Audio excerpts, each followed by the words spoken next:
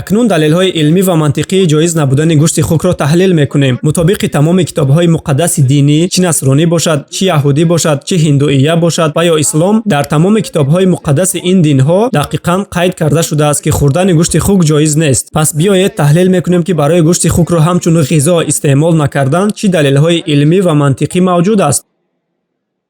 имрӯзҳо илми тиб ба мо мегӯяд, шахсе ки гӯшти хукро истеъмол мекунад, эҳтимоли зиёд вуҷуд дорад, ки ӯ гирифтори накам аз 70 намуди бемориҳо ва паразитҳо мебошад, ба монанди астритсаҳо, аскаридҳо, анкилостомаҳо ва бисёр паразитҳои дигар. ва яке аз кирмҳои хатарноктарин кирми тасмағиҷаи хукӣ ном дорад. кирми тасмағиҷаи хукӣ дар истилоҳоти мардуми оддӣ паразити тасмашакл мешавад. ин паразит дар рӯда ҷойгир аст ва он хело дароз мебошад.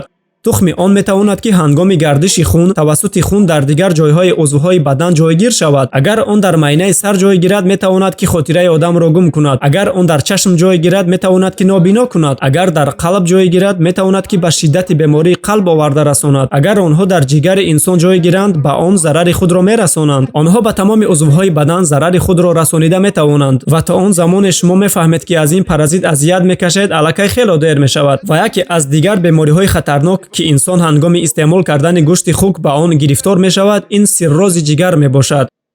ва бисёри одамон тасаввуроти ғалат доранд. вақте ки онҳо гӯшти хукро бисёр хуб омода мекунанд, гумон мекунанд, ки паразитҳои он нобуд мешавад.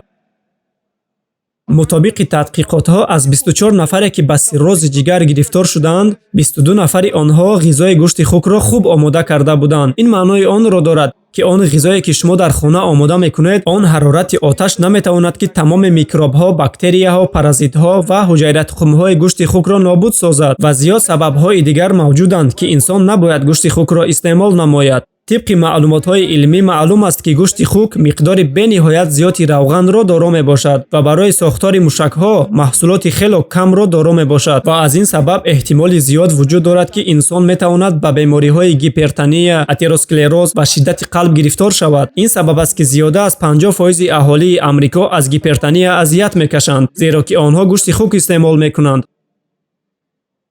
имрӯзҳо мо медонем, ки яке аз ифлостарин ҳайвонҳо дар рӯи замин ин хук мебошад. агар шумо дар ҳар куҷое ки хукро бубинед, шумо дар он ҷо наҷосат, бадбӯӣ ва ифлосиро мушоҳида хоҳед кард.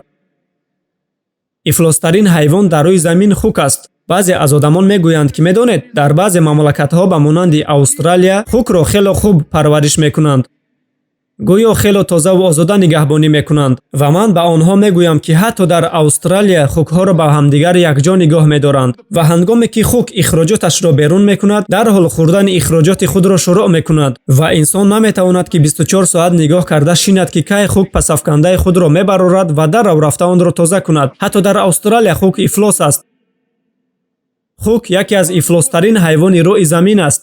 ва яке аз сабабҳои дигар, ки метавонам ба ёд орам, он аст, ки илм ба мо имрӯзҳо мегӯяд, ки хук аз ҳама ҳайвони беҳаё мебошад.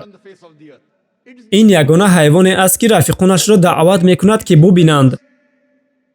ҳангоме ки бо шарики ҷинсии худ ҷараёни якҷошавиро иҷро мекунад. вақте ки хук ҷараёни ҷуфтшавиро иҷро мекунад, рафиқонашро даъват мекунад, то ки онҳо бубинанд, ки чӣ гуна якҷо шуда истодаанд.